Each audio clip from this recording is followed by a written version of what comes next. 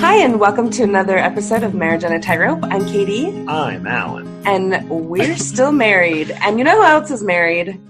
Glen and Karin Brown. Glen and Karin. Thank you very much for joining us, guys. How you doing? Great. We're doing great. Is the quarantine bringing you closer together as a couple, or, you know, showing that you need some alone time every so often? There is no alone time.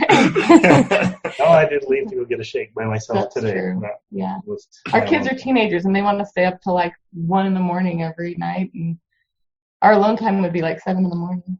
Oh, dear. That's not going to happen, is it?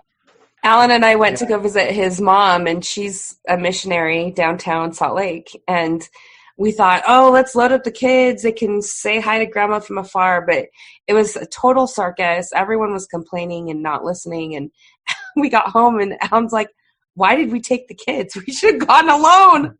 Well, now we know. Now we know. Everyone that's listening here, Glen and Karin, you guys, I mean, you remember this. You were one of the first couples that we met after we started the podcast. So it's been a little over 2 years that we've been kind of chatting with each other. And I don't remember the name of the place, but it was the Mexican place. It was right Geckos. Geckos. That is it. Yep. It's Geckos off 104th. Yeah, that's right. South Jordan.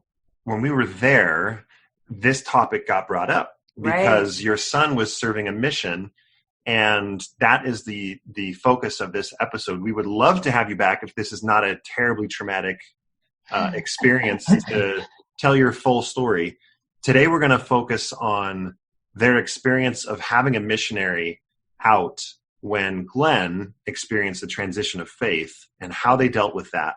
It's particularly relevant today because of so many missionaries coming home, and all of a sudden there's a lot of couples that are listening to this that are finding themselves in a similar situation of, this is coming 9 months early. What do I do? How do we do this? Some of the decision is taken out of their hands, so they can't decide, I'm going to tell them while they're out, because here they come. But we wanted to thank you, even before you tell your story tonight, just for coming on and being vulnerable and talking about it. I know it's a fun topic to get into. It is a fun topic. Let's just start with the very basics. So we live in South Jordan, and we have 4 kids. Address, please. Yeah. Social security number. South Jordan is in Utah. For all That's as close as we're going to get. That's fair. We have 1 son. He's our oldest, and then we have 3 daughters. And our son actually just got married a week and a half ago. So our daughters the youngest is 13, so all of our kids are older. Yeah, 19, 16, and 13. Yeah. So. Wow. Whoo-wee. So a few years ago, it's 2017, right? Glen, you have a little crisis of faith. Would you call it a crisis of faith? How would you classify it?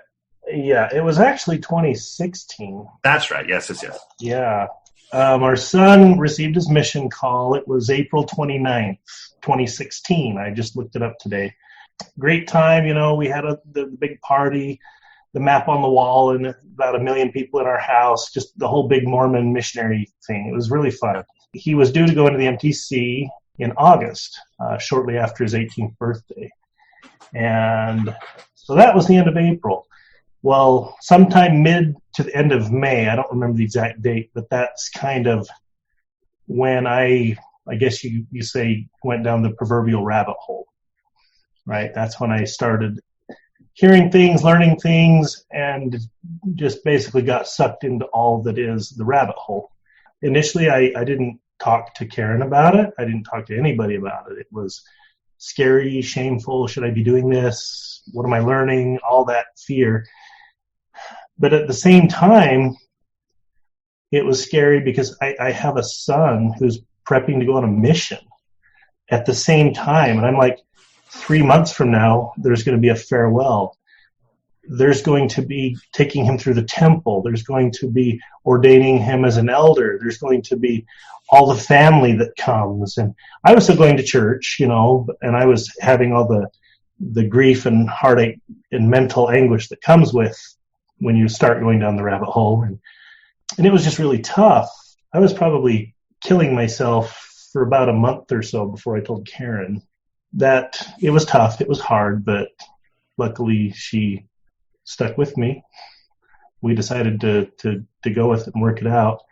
So this is, you told her before your son left, or was this after your son left? No, this was before. Okay, before. Yeah. This was just a tender time because, it's one of the biggest things for an LDS family to have a missionary go out to prep, and everybody's so happy. And in my mind, I'm like, what am I doing?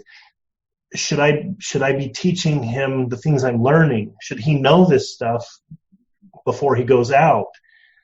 Is it fair to do that? And I looked back at my mission, and I enjoyed my mission. I served in Guatemala. I loved it. I loved the culture. I loved the language. I learned seeing a world beside what I'd come to know, that I grew up in. And I thought, he's going to have all those experiences, and he needs those. Karin and I kept it between ourselves. We didn't think it was okay or at the time to talk to the kids about it. Well, you didn't know exactly where you were going to land yet either. Exactly. That's a good point. I didn't really know where I was going to land. I was like, is this just a phase? Am I going to bounce back through?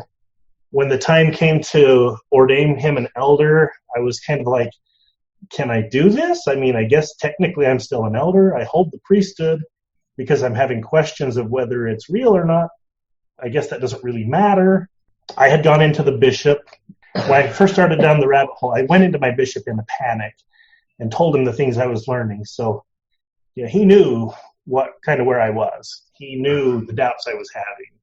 He knew that I flat out told him, I don't know if I can say I believe the church is true right now.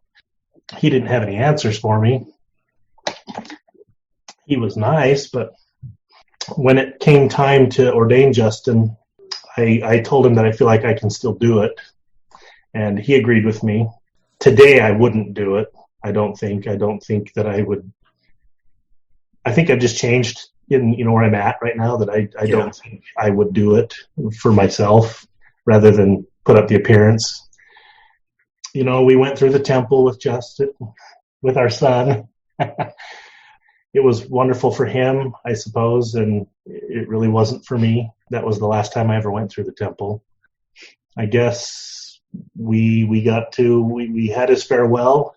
It was fun to have the farewell. The family came, everything good, and nobody in the family knew yet. We hadn't shared with parents, grandparents, siblings, even our own children. So this was just a closely guarded secret, and he went on his mission. He went to the MTC. So, Karin, first question for you is a big one. How was, Glenn talked about his experience with it was a little difficult to do the ordination. Going into the temple was very difficult for him. Was it just a joyous, sobering occasion for you, that whole getting your son out and those milestones of going into the temple and everything? Do you recall what was going through your heart and head during those moments? I mean, that was a really hard time. I think that time, and even into the first year of his mission, it was just all so fresh and raw, and it was really hard. And there was a lot to do to get him ready. And he's a great kid, but he wasn't really motivated as far as preparing himself. And so I felt a lot of the burden of helping to get him ready to go and doing the shopping and stuff. It was really, really hard. So there was a lot of pressure on me at that time, and from a lot of different sources. But as far as the milestones of taking him to the temple and stuff, I loved that. Mm-hmm. And so I kind of compartmentalized and tried to enjoy what I could, but there was a lot of hard things at that time. It really wasn't fair when I look back on it, but Karin did it all.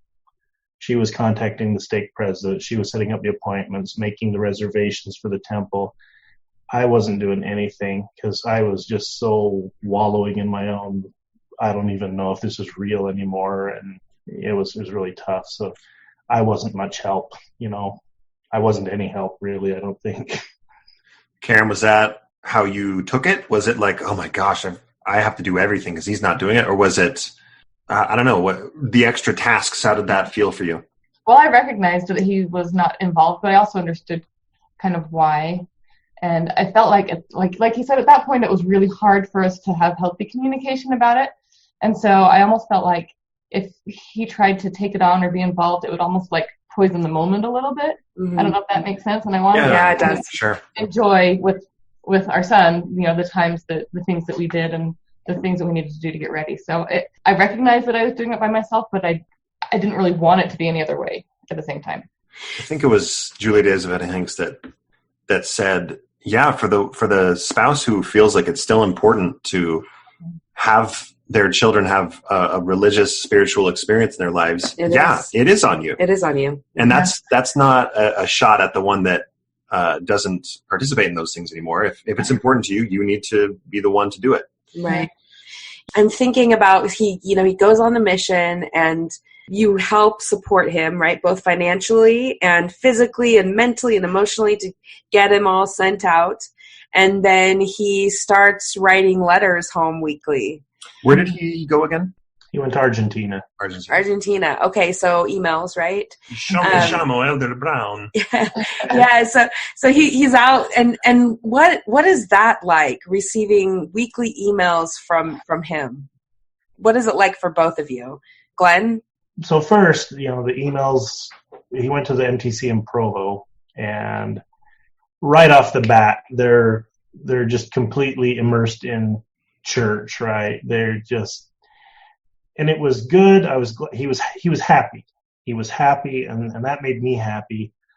But I was also seeing, I've been to the MTC, and I was seeing in his emails and in the things they were doing, I was seeing what I perceived as heavy indoctrination in the MTC, and what he was talking about through his emails. And part of that bothered me, but I'm like, you know what, I'm not gonna spoil this for him. I'm not gonna, say, no, there's another way to look at it, or you don't have to believe that, or you don't have to believe that you're gonna be cursed or punished if you go to sleep 10 minutes late, but his emails were happy, and he was learning Spanish. One thing about our son is when he was a teenager and at home, I mean, he's a good kid, but there was times we just couldn't wait for him to get out of the house. Teased his sisters. He was all rolled up in his friends, kind of an entitled South Jordan kid. And well, you and him butted heads a lot. We butted heads a lot. Just we're both like type A personalities, so we butt heads. My way's right, his way's right, and it was good to see him out there and starting to learn lessons and more so when he got to Argentina to start to recognize that he's there to help people, and he sees that the world is not what he thought it was, and that people live in true poverty, and and really the blessings, the lifestyle he had and has here and his opportunities, really seeing that. And for me, that was worth everything to see. Yeah, you've got opportunities that most people in the world can't even dream of. Did that help with some of the pain that you felt? I mean, do you feel like the good outweighed the bad then? I did. One thing that I did too, like Karin said, just our son and I, we butt heads a bit, growing up, or when he was growing up. One thing I decided to do, I resolved to email him. This isn't the day before they could call home every week. So I resolved that I would email him every single week as much as possible. And I did. And I knew someday out in the future, 2 years from now, there's going to be that reconciliation where we're face to face and the secret comes out, because, I guess we can talk a little bit more about what our plan was. But I'm like, I've got to start putting pennies in that piggy bank, and I've got to build that relationship. If he only hears from me a couple times in the next 2 years, and then I drop this bomb on him, there's no relationship to salvage. But I thought, if I am there weekly, if I'm emailing him, and we can have this relationship for the next 2 years, that's going to help. I think that's the best thing I did. I loved his emails. They were just to see him, like Glenn was saying, to have him have that transformation where he's shown gratitude and humility. And before he left on his mission, he wouldn't step foot in Walmart. Like, he was so above Walmart. There was, on one of the areas in his mission, there was a Walmart there. And that was like huge because they have nothing. He was in like the poorest of the poor part of Argentina, of Buenos Aires. And he was when he wrote home, he was so excited that they had gotten to go to Walmart. And he was actually like emailing us from Walmart, and he was just going on about how great it was that he was in Walmart. And you're like, is this my son? Right, Exactly. Who are you? But to just see the changes, and it was like instant. Like the first email we got from him, it was like he was a different person. He was amazing. A different person. And then, of course, I start thinking, wow, is there something to this? But it wasn't really causing me to rethink the direction I was going. But I think it was more just he's focused on something besides himself. Yeah. Right. And although I at times kind of disagreed with, maybe it's tough because as a parent, you want to support your child, but on the flip side, you're like, I don't necessarily agree with what he's doing. He's out preaching and trying to baptize people when I don't believe this church anymore.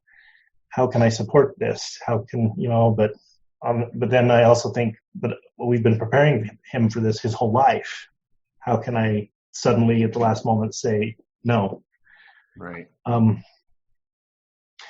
I want to go back a little bit about what my plan was. I mentioned I resolved to email him all the time, but I decided from the beginning I wasn't going to tell him while he was out on his mission, at least not initially. And the reason what was your thinking behind that? My thinking was, I was a missionary, and I know when you're a missionary, all you think about is the church. That's it. That's your sole focus, 24 hours a day, 7 days a week. And I knew if I told him where I was, it would probably shock him, but then his goal of his mission might be to convert me. He would be preaching to me through his emails, things like that, and I didn't want that, and I didn't want to ruin his mission. I didn't want him worrying about Dad back home instead of wants to be doing out in Argentina. So, well, and you were worried too about his mission president and how he might try to talk to Justin and influence he might try to have. Yeah. If he knew, and maybe try to undermine your role as a father a little bit. Yeah. His mission president seemed kind of like a tough nut from what some of the things Justin said. There's our son again. Our son said. Oh, well, his name's Justin. He's not going to listen to this. But I was kind of afraid of that. I thought if he went in and told his mission president about this, I don't know what advice the president's going to give him. The president might be like, yeah, your dad's an apostate. You need to limit your interaction with him.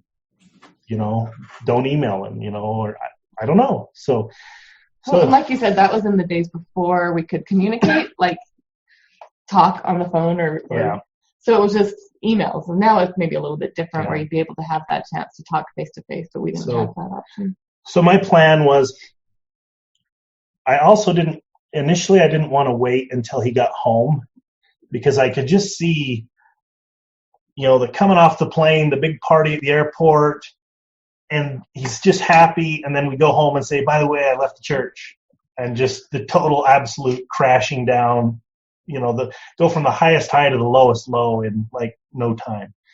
And I'm like, that's not fair. I don't want to do that to him either. So I thought, I'll wait until he's about 3 months before he comes home. That way the majority of his mission is done. We can tell him at that point.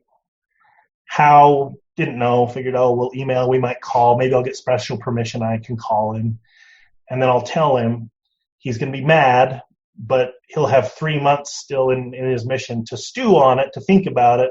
We can keep emailing back and forth and kind of work that out. And then that way when he comes home, he's, maybe he won't be so mad and we can talk. So that was my plan. Now that's not what happened. We'll talk about that later, but that was my plan of just, kind of keeping him in the dark and kind of turning on the light 3 months from his come home date. I think that a lot of parents listening to this can relate because none of us want to feel undermined by anyone, right? Or made to feel like the bad guy. And I think that your choice to just be as communicative and supportive and loving as possible was probably like the greatest thing you could have done. I mean, I see a lot of parallels with that and in your own relationship with your spouse and with the people that you want to stay close with, right? You know, you got to keep those lines of communication open and just be loving and supportive despite how you may squirm at some of the things they say, right? Because, I mean, I have, you know, I'll say this. I have a sister on a mission right now. She's in Tonga, and we actually think she's coming home tomorrow. She's with that big group of missionaries all being sent home. She'll send things out, and I'll just, like, grimace and smile at the same time because I feel like there's just some innocence there, right? Life experience. They lack life experience. They lack a lot of things, but gosh darn it, they are doing great and they're happy. So I think a lot of people can relate to that. So I remember, Alan, do you remember when we met them for dinner? I had a chimichanga. You had a chimichanga. But I remember one of the first things you said was, yeah, our son's on a mission. He doesn't know yet where we're at. And I remember thinking, like, trying to rack my brain, like, okay, what could we tell him that would be helpful? But we had nothing because this is not our territory. We don't have kids that age. So tell us what happened. How did it end up occurring? Yeah. I mean, it's interesting that you said that because I felt that, you know, I went to a few of the Mormon Stories retreats and things and would try to meet people there. And I met a few people who had missionaries out, but they had left the church beforehand, so the missionary knew. I met people. I never found anybody in my situation. I never did find anybody who basically went through this while a missionary was out. And so in that sense, I kind of felt alone, and I didn't have anyone to go to for advice and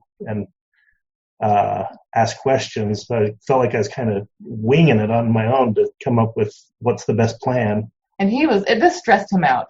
Like, he was really, really worried for a long time about how this was going to go and how the relationship would be affected. It was something that caused him a lot of stress. I just looked at a parallel of this was kind of like, to me, knowing the day you're going to die.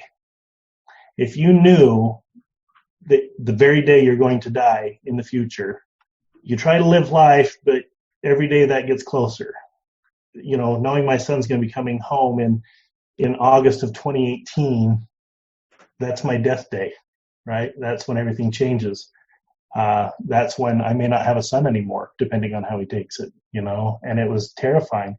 And so as that day got closer and everybody's excited, oh, you're so excited for your son to come home. It's like, yeah, but inside I'm like, no, I'm not.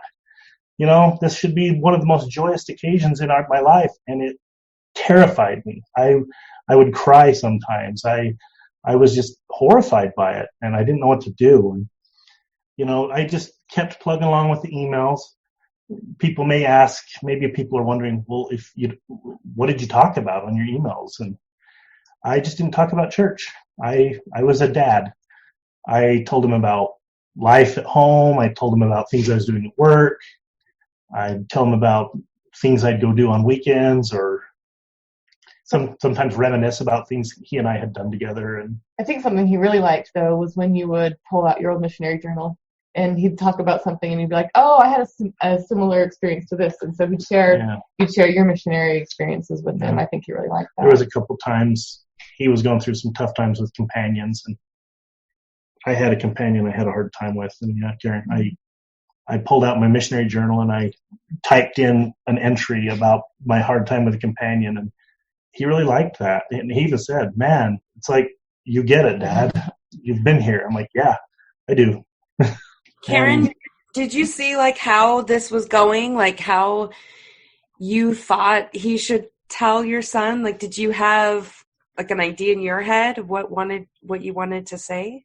We kind of talked about it together. You know, it wasn't just Glen's plan, it was kind of our plan. And so we kind of were working together trying to figure out what would be the least traumatic for Justin and the chance for the best resolution. So it was kind of something that we discussed a lot together. And so we both came up together with the 3 months before plan, and then when that plan changed, we came up with a new plan together as well. It was very much a joint decision. Because we both, you know, when it came down to it, we both just wanted what was best for him and for the relationships. And so we really did just work together on that. I wouldn't say you're lucky. Your efforts were well rewarded. I should say that a lot of times it's easy to forget that we often have the same goal, right? As a married couple or as parents, of we both want the best for our kids, to preserve the relationship. But then when it comes to the tactics to get there, right, we disagree. And sometimes if you can take a step back and you can say, look, we have the same goal. That's really, really good. That's really, really good. Now we just have to align on the tactics. Yeah. You guys had it seems like you had, as far as the goal of preserving a relationship in how you handle this situation, you were aligned with the tactics as well. Yeah. Yeah. A whole experience in the last few years. There have been plenty of things we have disagreed on, but this was one that we were pretty much in line with. This didn't cause us any problems between the two of us because we really were on board with each other on this one. On this. But, mind you, this whole faith journey was still new to us during all this. Oh, yeah. It was a tough time. We were going through our own hard times. We were dealing with family. You know, during this time, we did talk to our family and siblings and in-laws and daughters and our children at home and talked about that. And so we went through all that. In each case, we told people, please don't say anything to Justin on his mission. If you send him an email, don't mention anything about, you got your work cut out for you when your dad comes home or anything like that. I said, and I gave people warnings. I said, if you do that, there's going to be trouble from me. He's my son. This is my story. You do not have a right to interfere with this. And, luckily everybody adhered to that. That was one of my biggest worries, was some well-meaning family member or well-meaning ward member might tip him off that something's up, but nobody did. Yeah. So that was a good thing, that people respected that. I can hear and feel everyone's breath being held. Let's let them breathe a little bit. So he ended up coming home before you told him, right? Yes. How long after he returned did you tell him? How long had it been? At the airport still? No. We gave him 2 days. The day after he got home was his birthday. Yeah. And we thought, we can't do that. Nope. So. Okay, so our original plan I mentioned was to 3 months before he comes home, tell him. So what made you scratch that one? 3 months came and it's like, oh man, here it is. Can we do this? Are we ready? And then we just started thinking about it again. It's like, is this the right thing to do? And we debated it. We even threw it out there on some Facebook groups, both, non-favorable to the church and favorable to the church Facebook groups. And about 3/4 of people suggested waiting until he got home. And they gave good reasons. Some of the reasons were, that's a really emotional thing. You need to be there and hug him. You need to look him in the eye and reassure him. And if you're on the phone or on a video chat, you can't do that. Or email. Or timing. Maybe he's only got a half hour to talk, and right in the middle of all this, he has to go. And the other thing was, who's going to support him? What if he goes to his mission president and the mission president, again, is not supportive and tells him to distance himself from his dad? And we really wanted to just be able to hug him and hold him, and and we're like, we can't do that if he's 4,000 miles away. Well, and part of our reasoning, like Glenn mentioned before, was that they would maybe have some time to come to terms with it before he came home. And then we got kind of thinking, and we're like, is that maybe a little bit selfish, that it would save us from having to bear the brunt of seeing him in pain but then we're leaving him to suffer that pain without us, and we thought maybe the right thing is for us to have to suffer through that as well with him, to kind of be there when he's really hurting. Well, and the other thing too is we thought it'll ruin his mission. That's all. Alan, you served a mission. What area do you remember the best? You did too, Katie. That's right.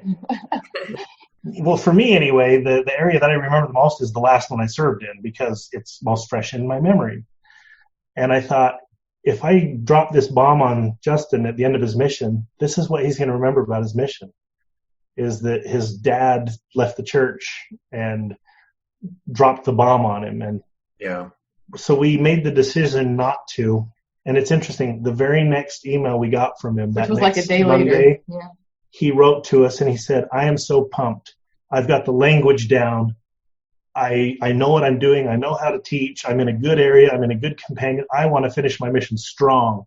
I want to work my butt off till the day I go home because I'll never be as good as I am now. And he said, I don't want anything to distract me. And we're like, okay. He basically just confirmed it. We don't want to mess that up for him.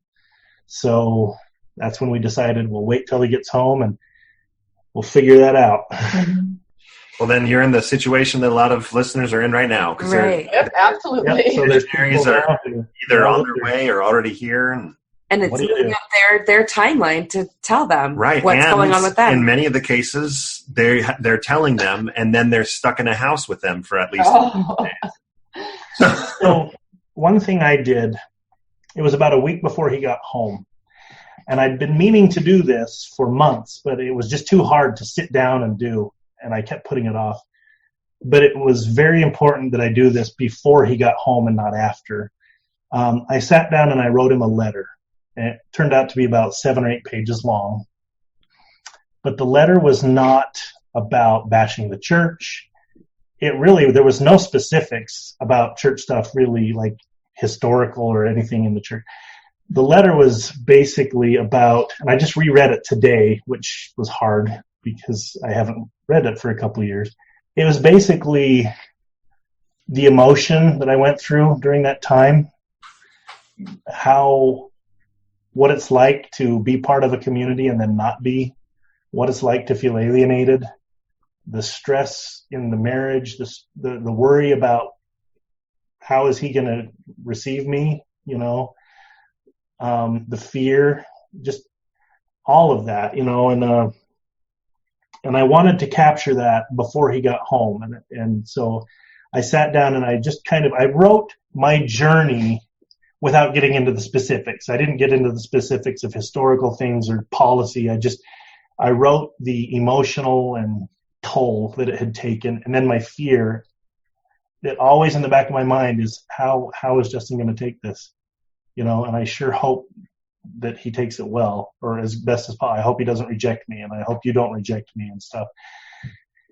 So I got that letter written and put it in an envelope for him. And then, he came home. We had our plan in place, that day is his day. It's his day to shine in the sun. It's all about him being happy. And I was happy to see him. This wasn't, it was scary, but I made sure I was wearing clothing so that it wasn't obvious I wasn't wearing garments, right? Because those are the things you worry about. I didn't want to have him asking questions. So we picked him up with the grandparents. We hugged. We went to lunch. We drove around town, showed him how everything had changed. He was talking in his funny accent, so we were just laughing and having a great time with him. And he was just such a happy kid, right? Just so happy to be back. And all the fun stuff with missionaries, they're amazed at how America is compared to the third world country they've been in forever. And he unloaded all of his souvenirs and gave us stuff. And it was just fun. That was a great day. Then Karin mentioned the very next day was his birthday. So we decided we don't want to ruin his birthday. No. So it was just another day for him. Another day for him. So we made a plan the next day. We're going to take him to lunch. We decided to just get sandwiches and we went to a park. just us three. And we didn't make a big deal of it. We just said, hey, Justin, we're going to go get some sandwiches, go to lunch at a park. And he's like, okay. He's got nothing better to do. So we went up to a park and sat down and we're eating. This was hard for me because he was still just so bright-eyed and happy and just loving it. And I'm thinking I'm going to take that dagger out and stick it right in his heart right now. And so I just said, you've been noticing how much everything has changed at home since you left. Physically, buildings are built and new subdivisions, all that. And I said, there's something else that's changed. I've changed. And I don't go to church anymore. And he kind of looked like, yeah, right. Kind of shrugged it like, whatever, Dad. And he looked over to Karin.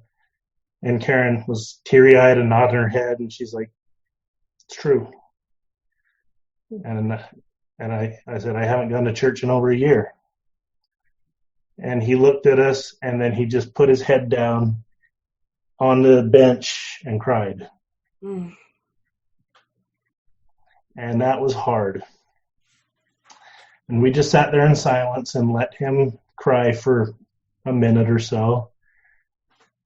And he lifted up his head and he looked right at me and he said, so did I just waste 2 years of my life? And how did you take that question? Was it like a throw in your face type of question, or? I don't know. Even to this day, I don't really know what his intention was. Meaning, I don't know if he was wondering, Dad, from your standpoint, did I waste my life? Or, Dad, if it's really not true, did I just waste my life? I don't know how he was intending that. But I answered him and said, only you can answer that question. I can't answer that. I said, I'll tell you how I see it, though. I said, before you left, you were a self-centered, conceited, kind of a teenage kid who cared nothing about anything but yourself. I said, you've gone to another country. You've shared the church and the gospel with people who did need it. There are people whose lives are better because of the church.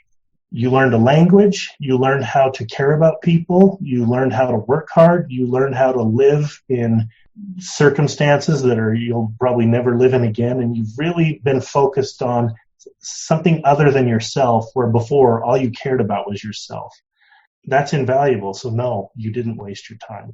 I gave him the letter. I said, I wrote this for you. I said, you don't need to read it now. You can read it when you're ready. But I said, I would like you to read it. I said, it's a safe letter. There's nothing in here that's going to shatter your testimony. There's nothing in here that's scary, that's going to, unlock the boogeyman of the church on you. It's a letter about me and what I went through. And it's for you. And he got up and gave me a big hug. I told him I said, the biggest fear for this, Justin, out of all this is that you would reject me. You wouldn't want anything to do with me anymore. And that's been my biggest fear for the last 2 years. I said, I have not been looking forward to this day. He got up and gave me the hug, and he's like, you're still my dad. That was awesome. We were all teary, and then I thought, maybe there's things he wants to ask that he doesn't want me around. So I offered to leave. I said, I'm going to leave. I'm going to go for a walk. You can talk to Mom here for a while. And I did. I just left and walked around the block. And if you want to talk a little about that, I don't really know what you guys Karin, I can see you're wiping away tears. I'm wiping away tears because this is it's so tender. It was a hard day for all of it. Oh, it was so hard. How did you deal with it? And what did you talk to him about? What did he ask you? What did you tell him? Oh, boy. I wish I could remember more specifics. It was a lot of reassuring him that things were still okay and that everything was good, and that, even though his dad had, changed his view of the church, that that he was still the same person, and that he still, just loved the family and, wanted to do what he felt was best. And so it was a lot of that. And he asked specific questions. Well, does he drink beer now? And I said no. And, is he going to, what has he told the girls? And so there were a few things that he, asked specific questions about. But I think that my job at that point was to kind of just be reassuring and just let him know that it was okay, and that it would be okay, and that even though he felt like the world had just dropped out from underneath him, that it would be okay. Karin, if you had told him before he left on his mission, do you think you could have been as reassuring as you were when he got home? Oh boy, I have no idea how he would have reacted before his mission.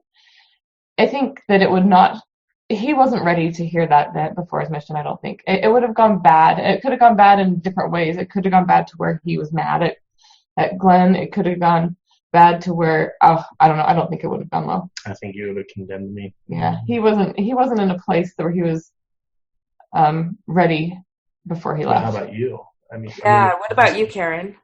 You had just experienced 2 years of me still being a good person. Mm-hmm.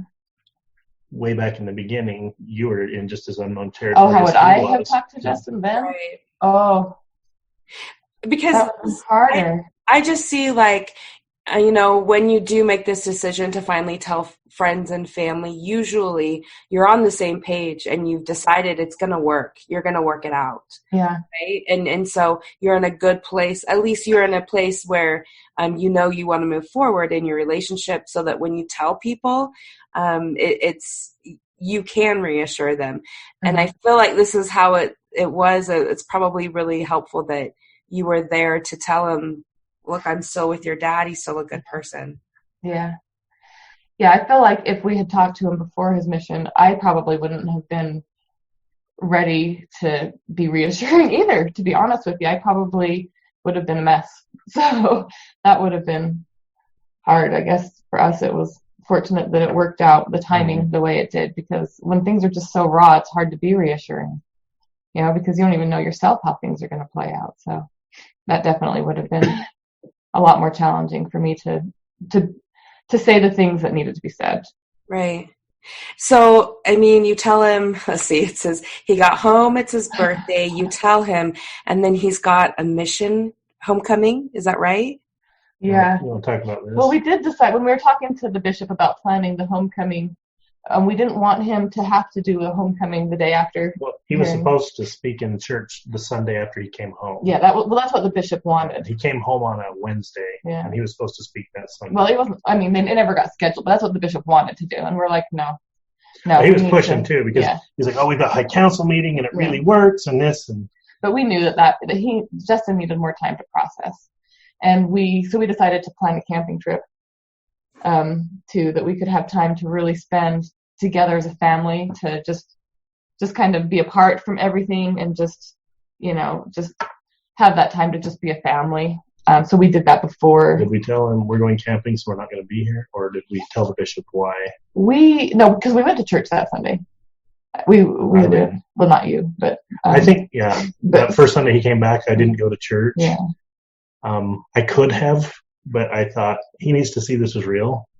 And so I didn't. Yeah. I went and did whatever I do on Sundays, and I think that might have been more like, wow, Dad really doesn't go to church. Yeah.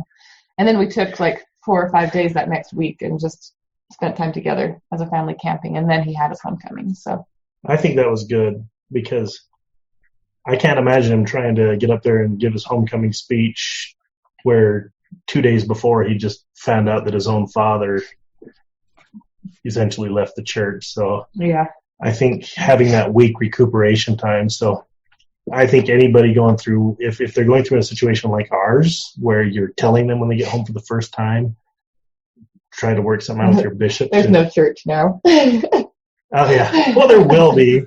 When church starts up again. That is a good point. When the apocalypse is over and they're having church again, to give your missionary sufficient time to bounce back from this, if you're telling them for the first time when they get home. Right. Do you think that your approach to the situation you were in, do you think it's changed your relationship at all? Or do you feel like it's the same, or it's gone? Would you have changed the approach if you could have, or do you think, this is, all things being said, this is really the best way we could have done it? I think this is the best way we could have done it. I agree. I wouldn't have done anything different. One thing I didn't mention earlier, I wanted to make sure I mentioned, was I told him that day at the park, I said, there are very specific reasons why I've made the decision I've made. There are very specific things that really bother me and trouble me. But I'll leave it up to you to ask. I said, I'm not going to dump any of this on you. If you want to ask more details later on, I'd be happy to answer any question you've got. And I've stuck to that for the most part. In the coming months after he came home, we went camping, we went motorcycle riding, fishing, doing father-son things. And I never brought up church. I never said, did you know about this? I didn't go there. There was one time we were driving and he started to ask some questions. And so I was giving him answers, and he reverted to missionary mode of, well, you just can't believe everything you read, Dad. I'm like, but everything I read is sourced and cited and true. And so, yes, you can.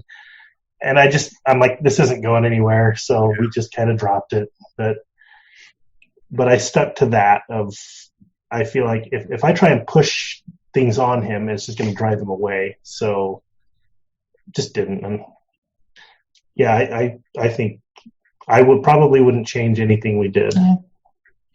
Do you feel like your relationship has changed, or do you feel like you have a good relationship with him? And I think I have a better relationship with him now than I did before he went on his mission. Oh, for sure. Because he was just kind of a bratty teenager.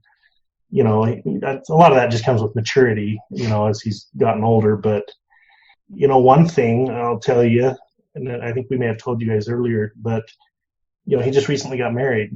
Yeah. And when they got married and when he got engaged, he said to his fiancée, one thing I'm not going to bend on is I want to have a civil wedding first and then get sealed in the temple after, because I want my dad to be there. Mm. And that's not something I'm going to compromise on. Oh, what a good boy. Yeah. That's great. And I was like, woohoo. So, that's a big because that's something that I'd been fearing my whole life, is missing my kids' weddings. So he did that. That was a gift to me. He did that for me. He didn't do that for Karin. He did it for me. Now he's moving on with his life and trying to figure out married and finish school. So I kind of miss, honestly, that time when I was emailing him every week during a mission. We talked a lot more then than we do now. And I do kind of miss that. I look back at really missing that constant communication with him. And I guess I could still do it. Why are you emailing me, Dad? I know. There's the structure to the mission that lends itself to the emails. Yeah. Yeah. I think of the people who are having missionaries come home right now, like kind of unexpected. We've had people in our neighborhood that, they get calls from their missionary and say, yeah, I'm coming home next week. Or in 2 days. Or in 2 days. days. Tomorrow coming home. And some come home and stay. Their time is almost up, so they're staying home. Their mission's done.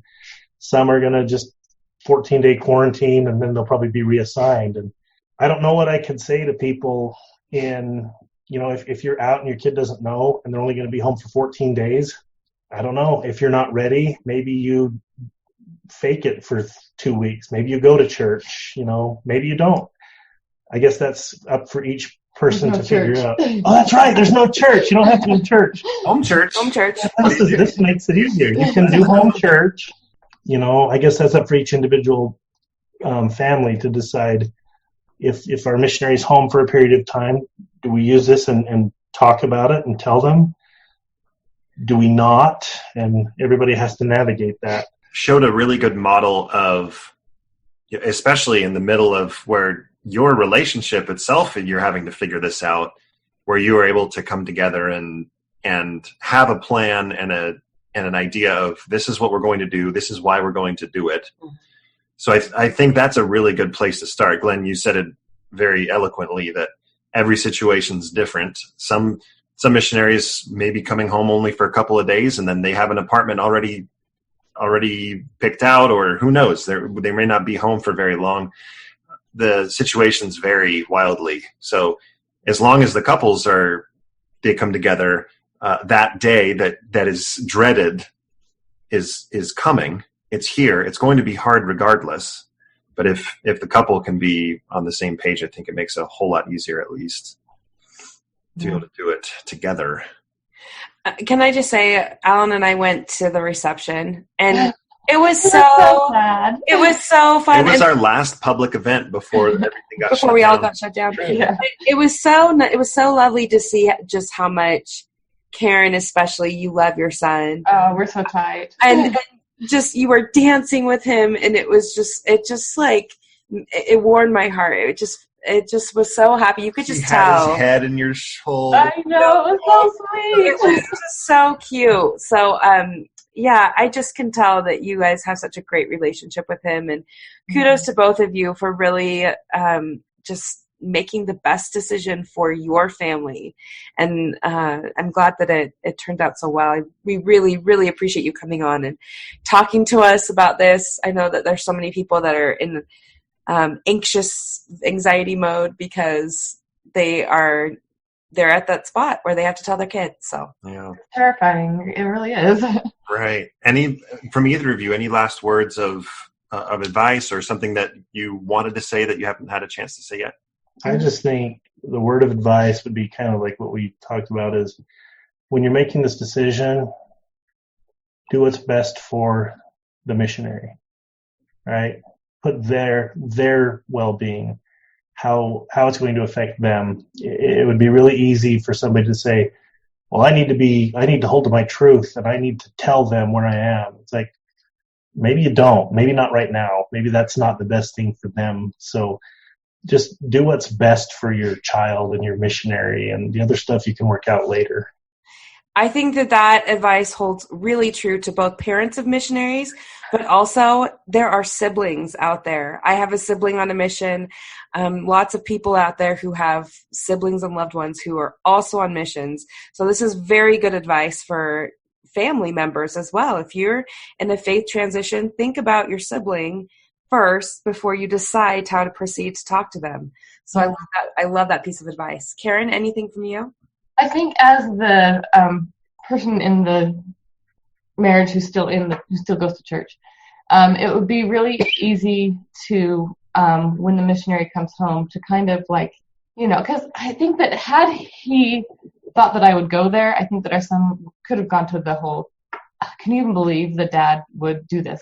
How could he do this? And had I kind of humored that, then it could have led to a damaging of the relationship. Yeah. And him teaming up against me. Yeah. Like, I'm so glad I've got somebody that is on my side. And it would have been really easy to do that because you do kind of feel that I haven't had somebody who really agrees with me, so it would be really easy to kind of go down that way.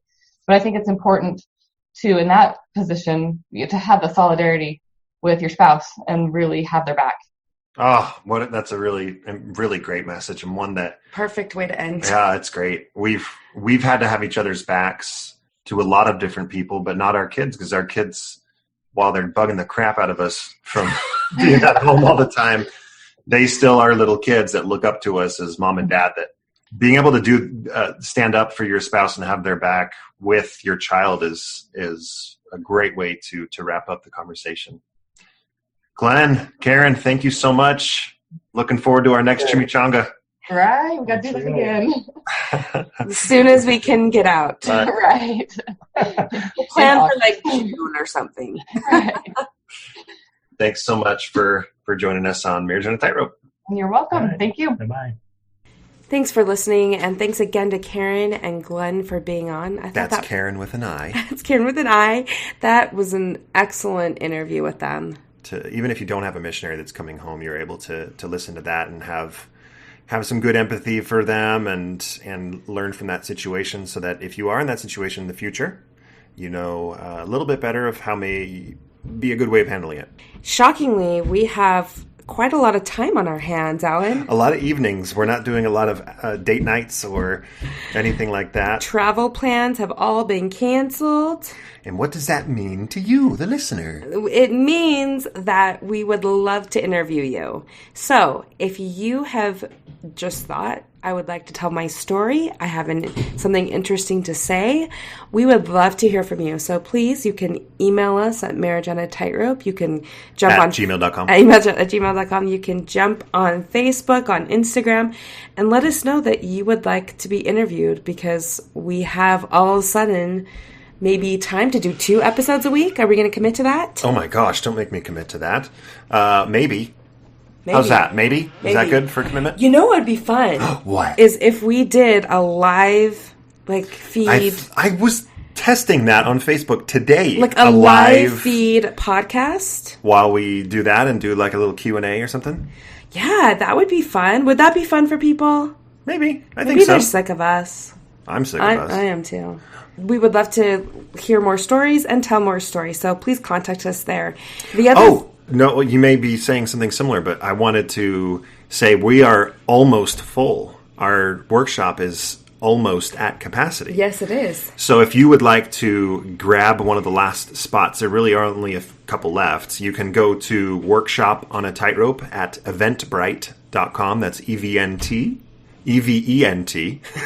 BRITE.com, and search for Workshop on a Tightrope in the online event section.